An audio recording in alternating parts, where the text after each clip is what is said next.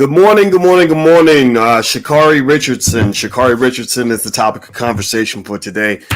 There's a lot to break down on Sha'Carri Richardson. She had a really tough performance, and I'm going to break down some stuff that the media really isn't talking about. You guys know I like to take the conversation to a different level and really talk about those things between the lines that you may not have noticed, that you may want to think about as you process what happened yesterday. So we're going to talk about Sha'Carri Richardson. We're going to talk about Nike. We're going to talk about black women. We're going to talk about what's really going on in the sport of track and field. So everybody take 1 second, get comfortable, hit the thumbs up button right now. We're going to get started on drboycetv.com right this second.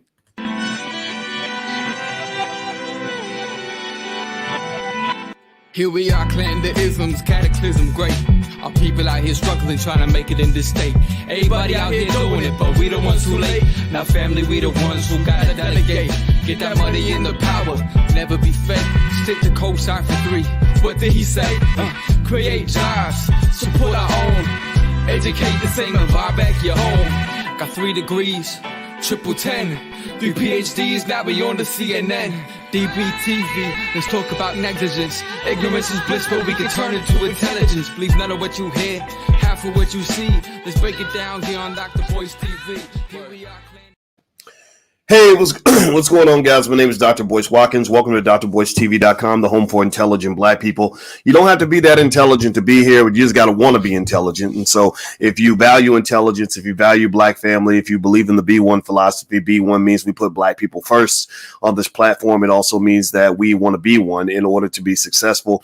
If you agree with the B1's philosophy, put a hashtag B and the number 1 in the chat, hashtag B1. Please hit the thumbs up button as you do that. Hello, Marcus and Lloyd and Duel and Jasmine, and I see a lot of you in here. Abigail, good morning.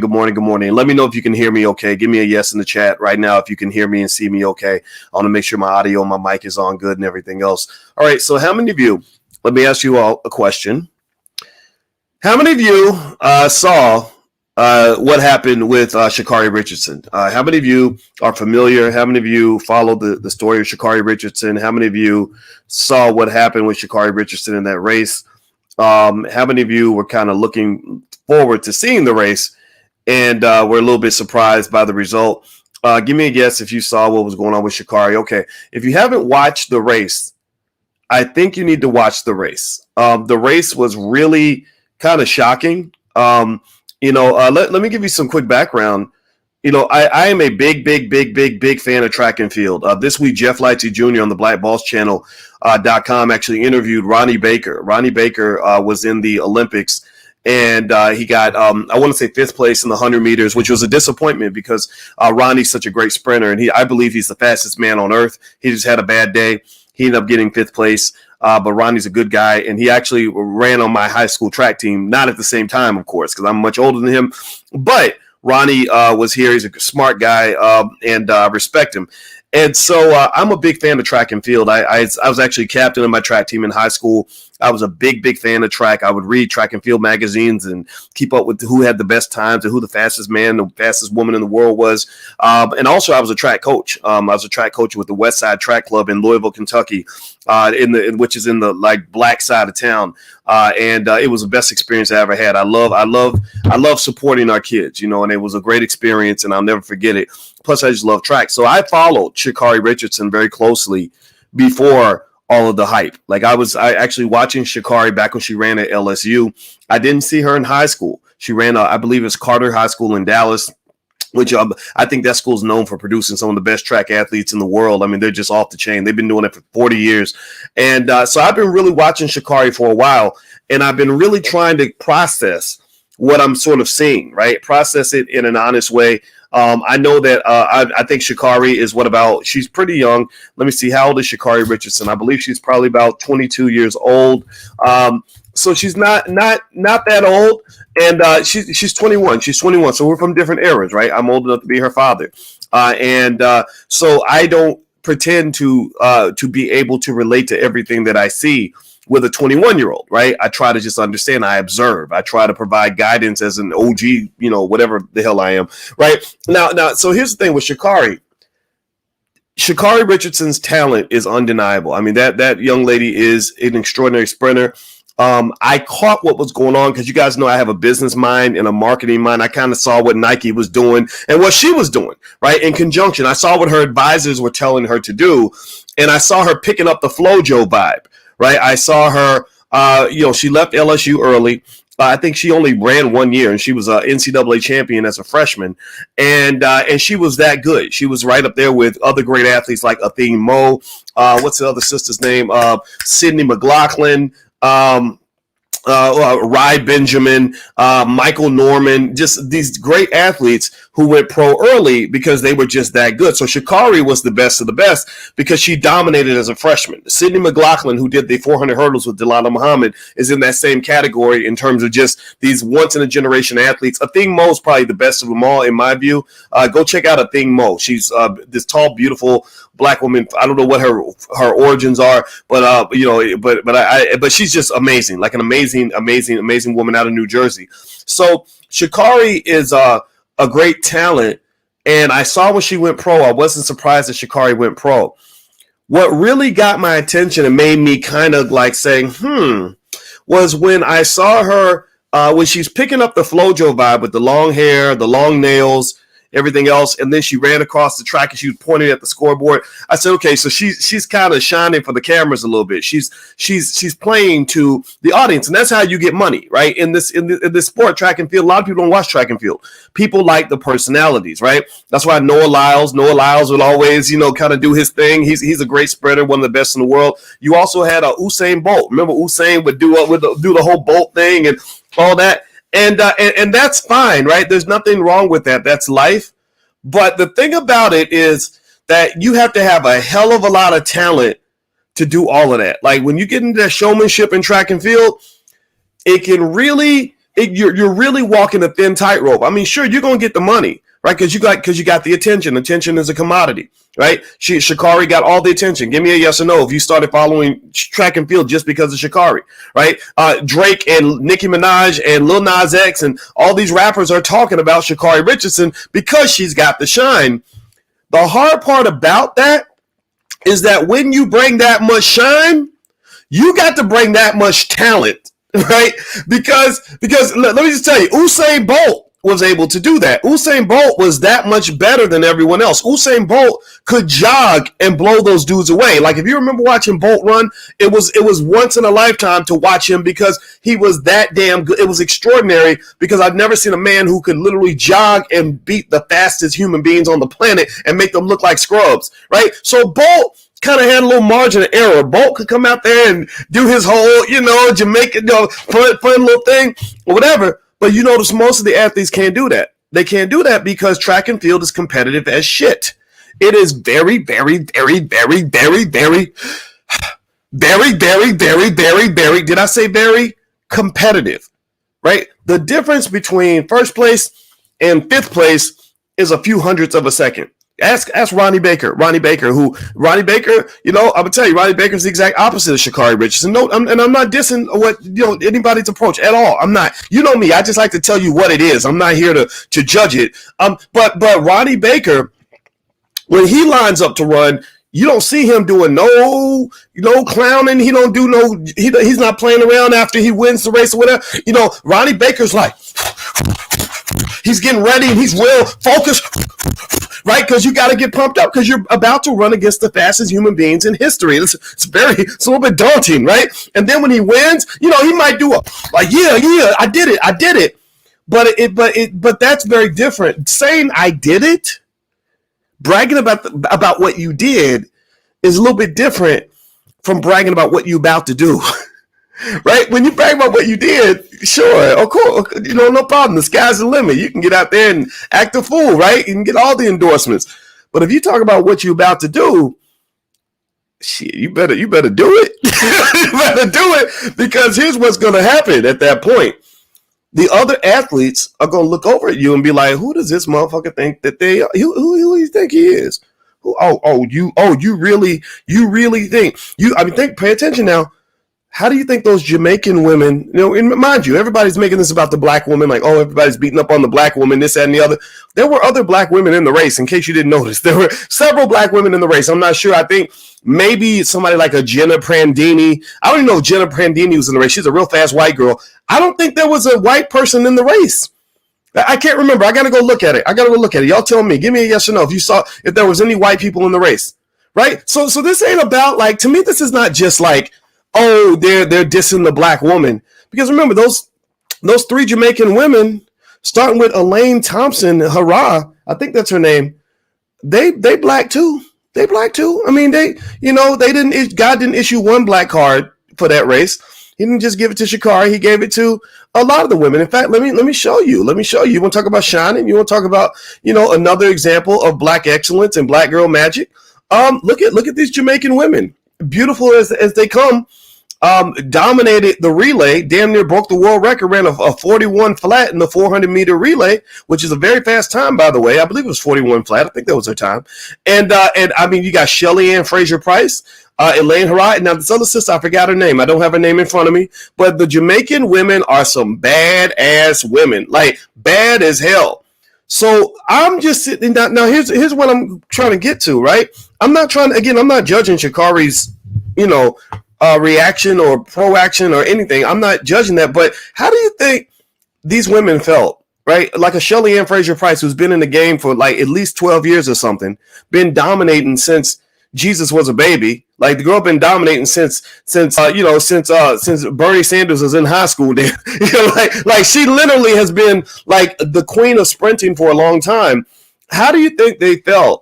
When they're trying to secure endorsements, they're trying to get the same attention that Sha'Carri's getting. They're trying to get people to notice, look at how hard I work. Look at how talented I am. Elaine Harrod, literally ran the fastest time since FloJo. Like, if you're looking for the next FloJo, look at Elaine Thompson Harrod.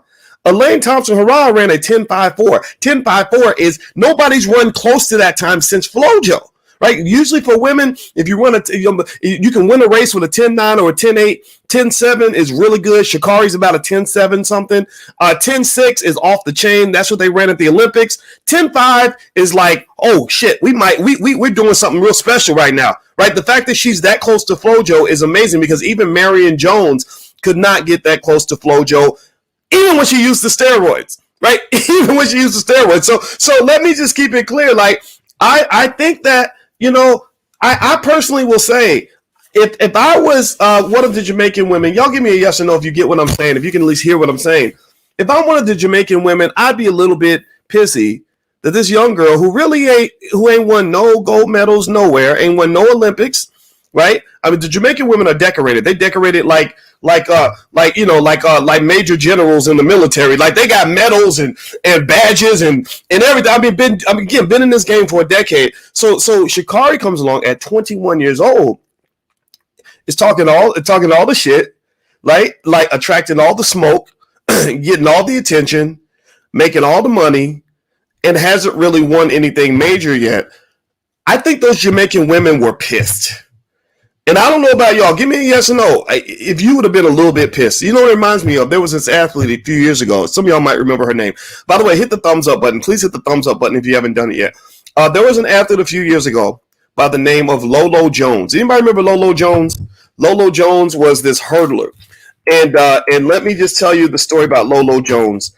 Because I did this. These are the things that, y'all know me. I don't just see it the way everybody else sees it. I'm seeing all the dynamics here. Let me share the screen. And after I show you images of Lolo, you're gonna know why Lolo got all the attention. So watch this. Check this out.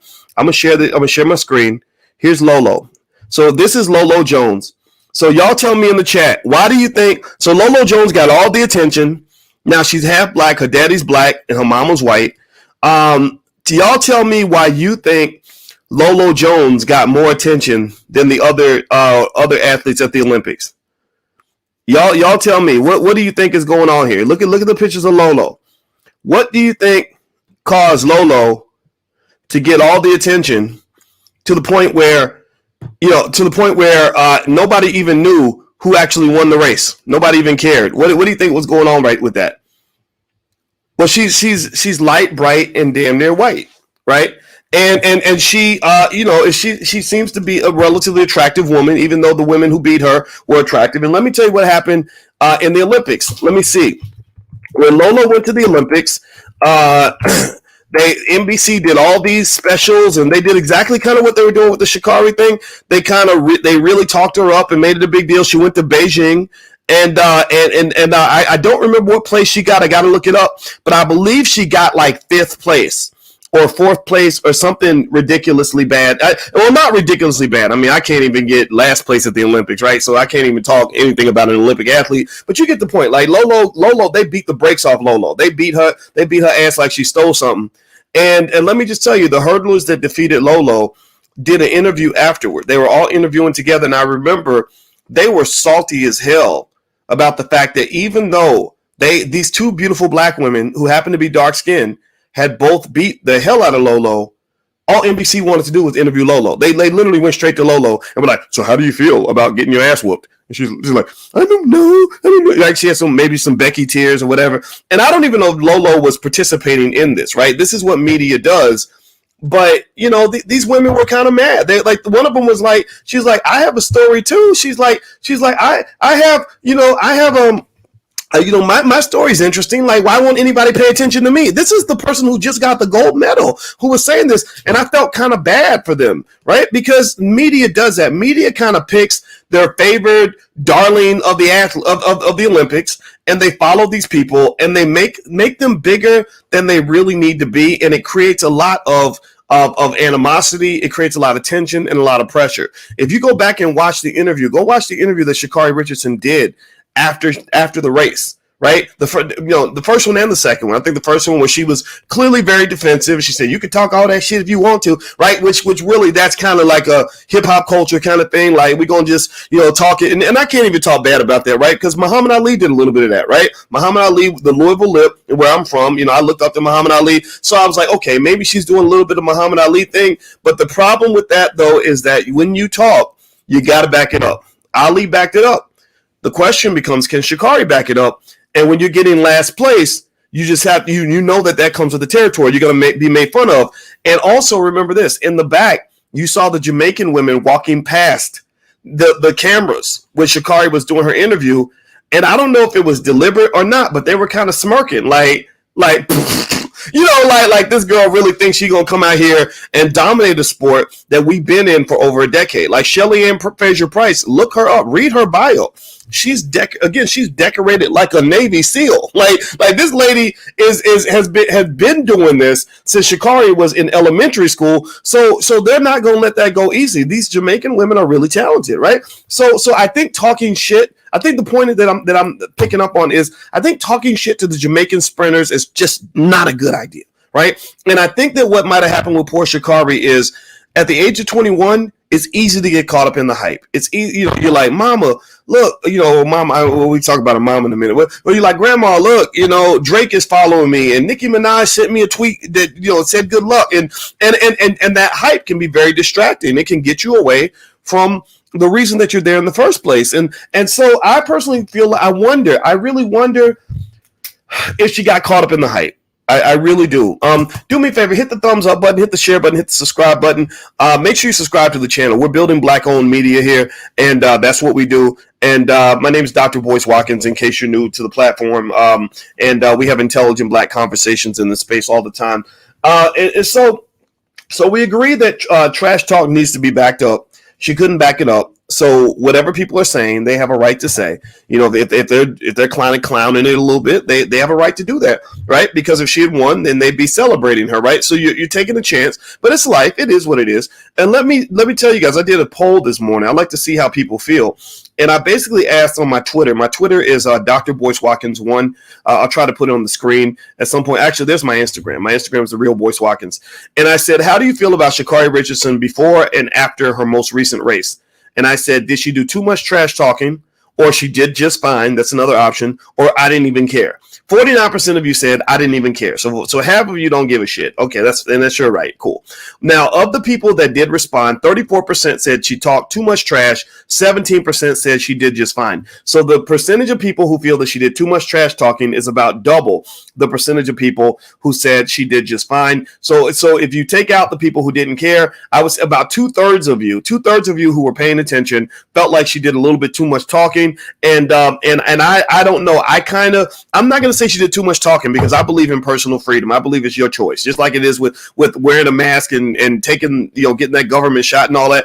I'm a believer in freedom. Just do what the hell you want to do. Just know what it is. When we talk about investing, I always say, I'm not judging if you want to buy Dogecoin. Just make sure you know what it is. So with Sha'Carri, if she were my daughter, I would probably have said to her, now take your time, babe. You do know how good these Jamaican athletes are, and you do know in sports when people get the impression that you're talking a little bit of shit, that's pumping them up. Like when Michael Jordan would go play in the NBA Finals, they would say, the coaches would say, do not say anything negative about the other team in the press because you're going to get them pumped up. They're going to give their best performance just to prove you wrong, right? On the contrary, Jordan would try to find any little thing that they said to get him angry, right? Because anger is a fuel, right? So I wouldn't be surprised if the other black women in that race, believe me, don't forget, again, if you want to make it about a black woman thing, don't forget Sha'Carri was one of about 7 or 8 black women in that race, or maybe 9. I don't know how many were in the race, but there were other black women there. So let's not make this like,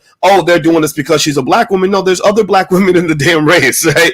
Those Jamaican women, black women. There were American black women. Oh, was it Tiana Daniels? I believe that's her name. An amazing sprinter, like amazingly good sprinters who ran really great races, who were kind of overshadowed, not by an extraordinary performance. They were overshadowed by, a lot of yapping and a lot of posturing that Nike put on top of Sha'Carri. Like I think there's something when you're being egged on, it makes me kind of angry because I kind of feel like they wanted her to keep running her mouth, and I think that she was kind of manipulating in that way. Let me show y'all this little commercial. There's this Nike commercial. I don't know if y'all be able to hear the audio or not, but you can at least see the words on the screen. I can't share the audio. I don't know how to make that happen, but I'm going to play it, and I want you guys to kind of see this ad that Nike ran right before the race.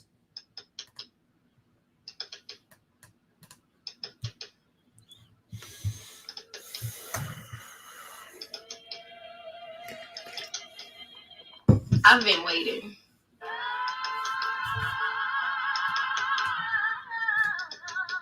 Patiently waiting. Waiting to show y'all that I'm no one-hit wonder. Waiting to show y'all it's not what I've done, but what I'm about to do. Waiting to show y'all that I'm more than a news headline. Waiting to show y'all why I'm that girl.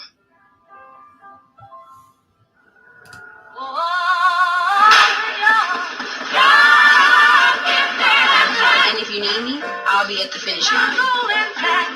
Waiting. Okay, so I don't know if you guys give me a yes or no if you're able to hear that audio. I tried to share the audio, but I don't know how to. There was no button to do that. Let me know if you're able to hear that. But anyway, so here's the deal. So they ran this ad, and I get it. Nike was doing what business people do. They said, holy crap, this lady is bringing a lot of attention to the sport. She's getting a lot of mainstream people to watch track and field, which, again, with me as a track and field fan, I was obsessed with track and field in high school. I still love it. I watch it all the time. I was really happy about that, right? I thought that was really cool, but I kind of felt like it gave the impression, and then I saw a TikTok that Sha'Carri did where she said something like, it's game time, bitches, or whatever. And I don't think she was necessarily attacking the Jamaican, women or anything like that. But I felt like it was kind of something that could be seen as somewhat provocative. I'm gonna try to actually find that video so you guys can see it. But yeah, so it was kind of like she was really maybe you could argue that maybe she was getting a little bit ahead of herself.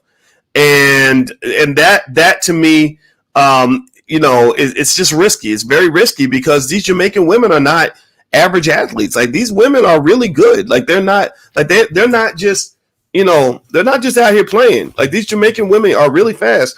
And then the other thing that's interesting is that when you talk about the competitiveness of track and field, it's one of those things where your focus has to be there completely, right? And so I don't care about the whole thing about her smoking weed. Honestly, I'm gonna tell you the truth. As a track and field enthusiast and as a person who has intensely studied the sport for many years, I'm not an expert, but I was a track coach. There's usually something sinister going on when you see an athlete drop from first place to last place, right? Usually there's something that's going on. And I'm not going to try to explain it because people who don't follow track won't get what I'm saying. But there's been an upswing in the performance of track and field athletes in the last few years. And I believe it's because there's some supplements that they're taking that are making them extraordinarily fast, right? Now, I don't really give a shit because I believe personally that a lot of people have done this. A lot of your greatest track and field heroes probably took a little something to make them faster. I think the rules just kind of changed. Like back in the day, you had Ben Johnson, who was, doped up like a horse. Everybody knew it. A lot of people said things about Flojo, but I'm not going to talk about Flojo because I know that's emotional for people. But when people get to where they have these extraordinary superhuman performances, regular people think, oh, it's just because they worked really hard, or oh, it's just because they were really focused, or oh, they're so talented. But the thing is that there's been an uptick in the speed of these athletes, right? And it's happening even down at the high school level. A lot of people are talking about high school. They're running times that they never ran, 10, 15, 20 years ago. So when I saw Sha'Carri drop from, 10.7 down to 11.1, that's a big drop. And what that made me wonder is, when you had, remember a month ago, you had the whole thing where she couldn't run in the Olympics because she smoked weed. And there was a carefully crafted narrative around that, right? Now think about this. Pay attention now. What did she say? She said, I was smoking marijuana to cope with the finding out about the death of my biological mother. Well, that raised my spidey senses because I said, wait, you found out about the death of your biological mother. Like, if my mother died, God forbid, I would probably just say my mother died, right? I wouldn't say I found out about the death of my biological mother. So that right there told me that there was something interesting going on with in terms of the mom. If you Google and you search for information about Sha'Carri's mom, Sha'Carri's dad, there's nothing there. There's nothing. I can find nothing. I was Wikipedia looking everywhere. If anything, maybe if you have something, feel free to tell me what you found. But I found nothing, right? And so that told me, like, okay, so there's a complication there. It's being carefully covered up, and that's fine. Maybe it's none of our business, right? But then again, if you are seeking attention, then a lot of your life becomes other people's business, right? Like, I used to get mad when people would talk about my wife, online, and when I got married, people, there were people who just said the craziest things that weren't even true. And I when I was mad about it, I was like, well, you know what, Boyce? You talk in public every day, so that comes with the territory. Just get used to that. And I do, right? It's life, right? So with Sha'Carri, I do wonder what's going on with the mom. Like, what's up with that? With, like, why is she your biological mother and not just your mother, right? Oh, I get it. Okay, so she's probably raised by somebody other than her mother.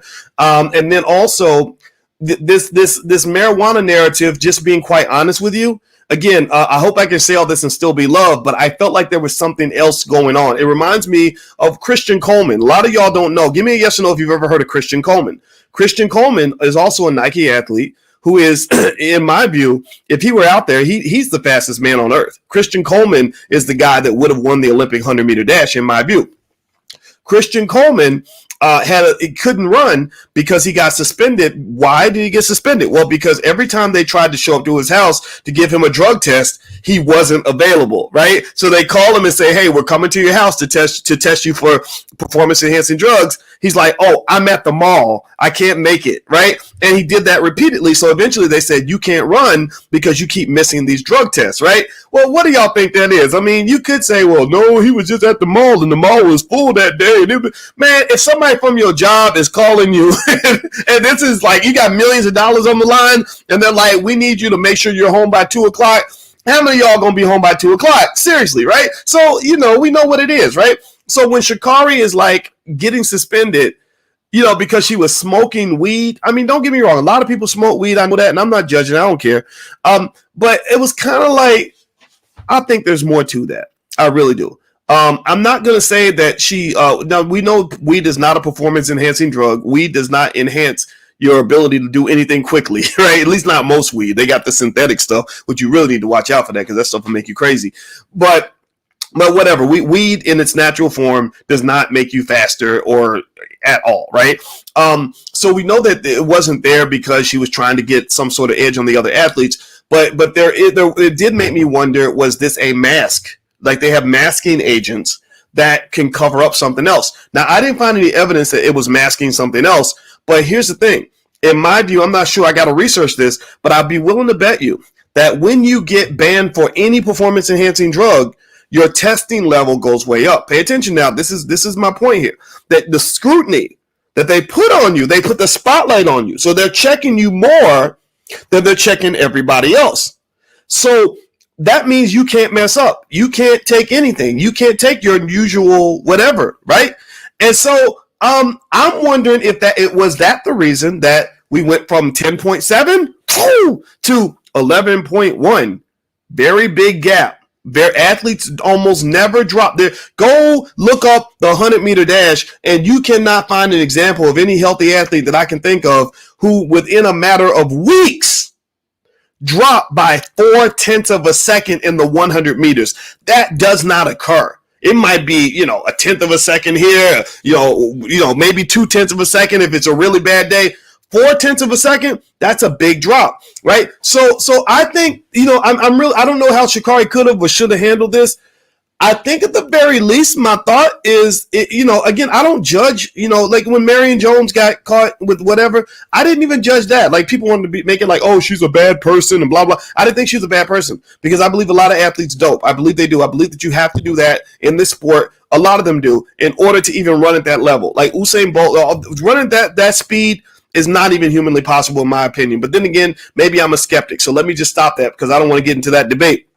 But my thought is, if you know that you're not fully ready, this is the point that I'm wondering about. If you know you're not fully ready to perform at a high level, to run against these Jamaican athletes who are running superhuman, like otherworldly, alien technology level speeds, it might be a good time to kind of shut the fuck up. Like I don't know. I'm not telling the Lord knows I ain't gonna tell no woman or anybody to be quiet. But I would probably be like, those Jamaicans ain't playing with you. Like they're going to really show up and they're going to really run fast. So maybe we shouldn't even run in the race at all because I don't think she was ready. I really don't think she was ready. And I know it might be controversial for some people, but I kind of, and I saw that she withdrew from the 200 meters. She's not running the 200. I would have probably said, look, here's what you do. Tell them you pulled your hamstring in practice. We're about to bow out for the rest of the season. And we're about to lay low until we can even the playing field and get back to our regular routine, if that makes any sense, right? So the last thing I will say on this is, when I saw before the race, I remember thinking, man, she's talking a lot of shit. I hope she's ready. And in track and field, that's very dangerous to do all that shit talking because athletes don't really do that. But then again, that's hip hop culture. Hip hop culture is a rare culture where they kind of encourage that. I don't know if that's, don't get me wrong. It's just risky, right? Then after the race, I felt like she was very defensive. If you saw, she was like, well, talk all that shit if you want to, right? And I get that. She's 21, you're emotional. I understand all of that. But I kind of feel like it's just things are just kind of stacked against her now, right? And the thing is that given the track and field is so competitive and so difficult, I've seen a lot of great athletes at that level who are great one year and then gone the next. I would not allow the attention and Nike and all the hype and the money and everything else and all the clout that you're getting on social media to distract you from the basic objective. The basic objective is go to practice, do what you got to do, show up as the best athlete you can be, and then you might have a chance to compete with the Jamaicans. But let me just tell y'all, just as a track and field enthusiast, Elaine Thompson, not a joke. Elaine, ain't nobody good. If that lady runs at that level for the next 2, 3, 4 years, ain't nobody beating her. Ain't nobody's beating her. So because remember, Shelly Ann Fraser Price was actually the fastest woman in the world, I guess a year or two ago, right? And Lane has like surpassed all of them. So I don't know. I didn't like it. I felt like it was all a fiasco. I was not surprised. I knew she couldn't beat the Jamaican women, all of them, but I didn't know it was going to be as ugly as it was. And it was ugly for two reasons. One, because the performance was so far off. And then two, the post-race interview was something that she probably should have been coached on a little bit better. But she kind of cleaned it up a little bit afterward and let everybody know she was emotional. So somebody is in the background guiding her, and I think that's good. But I think she needs guidance all the way around the block. Like you know, y'all know me. I'm old school. I believe everybody needs a daddy. I believe all young women, young men need a daddy, right? Because I know that if that were me and I was up there yelling like that at the age of 21, my father would be the one on the phone saying, "What the fuck were you doing?" Like no, we're not doing that, right? And I hope that she's not letting everybody else's hype take her away from what she's got to do, because it's going to be very painful and very stressful for her. I mean, you think she done went through a lot to this point. What do you see what happens when you're not meeting expectations because you set the expectations so high for yourself in the beginning? So I wish Sha'Carri Richardson the best. I'm a big track and field fan. I'm going to continue to watch, and I hope that her career continues to evolve. I want to encourage everybody, though, if you want to see some black women really kicking ass and taking names in track and field, just know that there's a whole lot more black women out there besides just Sha'Carri. Who was it? Your girl, Gabby Thomas, went to Harvard. She's a 200-meter specialist who's damn good. She ran on the 4x1 and all that. You got Sydney McLaughlin and Delilah Muhammad. Delilah Muhammad comes from a great family, and they have this great rivalry in the hurdles. Check out Athing Mo. Athing Mo is the best of them all. Athing Mo just broke the American record in the 800 meters. So I think that for those of you that want to actually make sense of all this, just know the world is bigger than just Sha'Carri, right? And the good thing that can come out of this, in my view, is that we can support all the sisters that are out there doing their thing. And then there are a lot of brothers that are doing great things. You know, guys like Fred Curley and Ronnie Baker and Noah Lyles is running with his brother Josephus, who just had a personal record. You got Michael Norman, Rye Benjamin, who ran in the greatest hurdles race of all time. He didn't win, but he broke the world record. But the guy in front of him, Kirsten Warholm, broke the world record by even more. Like, there are a lot of really great athletes out there that I hope you'll pay attention to and not just get so caught up in what's going on with Sha'Carri. I know Sha'Carri is a topic of conversation, and there's a lot to unpack there, but and I wish her the best, but the world's bigger than just one person, and I think that actually doesn't just help them, it helps her too, because I think that's a lot of pressure to be under at the age of 21. Maybe I'm just making things up, but Lord knows, I mean, shit, if there was a reason to smoke weed to deal with the pressure, this is pressure. The pressure on her now, in my view, is greater than it was 6 months ago. And let's just keep it 100. You know, even if she does everything right, she still might not be able to beat the Jamaicans. Those Jamaican women are not playing, and they deserve all the respect that they're getting right now for being the great athletes that they are. So anyway, that's it. That's my 2 cents. By the way, on Wednesday nights, we're reading Dr. Claude Anderson's books. We're reading Black Labor, White Wealth, and Powernomics and stuff like that. So if you want to join the book club, you can go to blackkeystogreatness.com. The URL's on the screen. It's totally free. It's Wednesday nights at 8:30. So if you're into learning things like why we deserve reparations and the true history of black people in America and kind of what we've gone through and how that shapes into the wealth gap and all these other things, we do deep dive studies on this topic. So you can join us for free at blackkeystogreatness.com and get free access to my life class. Also, I want to remind everybody that the All Black National Convention is happening at the end of October. The All Black National Convention is where all the black folks that want to do better, that want our community to win, get together and we make plans. We talk about forming a black political party. We talk about crypto. We talk about stock market investing. We talk about relationships. We get together and we have things like speed dating, and we're having a masquerade ball and all kinds of stuff. So if you'd like to join us in Orlando in October, bring your family, go to allblacknationalconvention.com. This is completely paid for by the black community. We came up with this money. We didn't get money from any corporation. So this is not, black leadership brought to you by McDonald's. This is actually us doing our thing. So if you'd like to join us, go to allblacknationalconvention.com to get your tickets. And you want to get your discounted hotel, we have a few hotel slots available. You can go to abnchotel.com to get your discounted hotel. All right, guys, I'm out of here. Good luck to Sha'Carri Richardson. I wish her the very best. And it was fun talking to you guys. And I hope you have a wonderful day. And I will talk to you guys soon. Be good. Peace.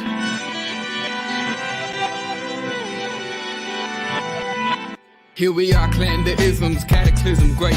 Our people out here struggling, trying to make it in this state.